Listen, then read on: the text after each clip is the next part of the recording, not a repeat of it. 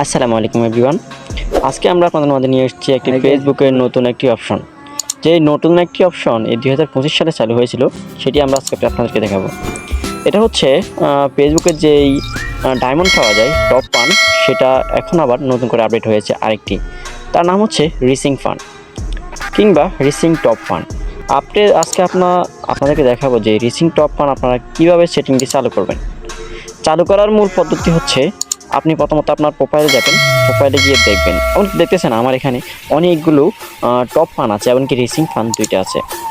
তো এরপরে দেখবেন আমরা এখন যাব যে আমাদের যে ফেসবুক পেজটা আছে, আমাদের যে ফেসবুকের যে প্রোফাইলটা আছে, ওই প্রোফাইলে আমরা যাব।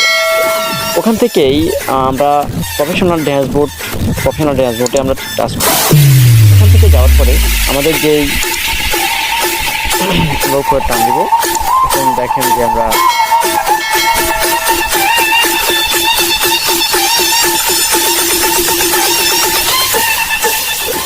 এখন এঙ্গেজমেন্ট আসছি। এখানে দেখেন ফান এঙ্গেজমেন্ট, এখানে সেটিংয়ে যেতে হবে আমাদেরকে। সেটিংয়ে গিয়ে এই যে টপ ফান এমনকি রিসিং ফান 2টা অপশন অফ থাকবে।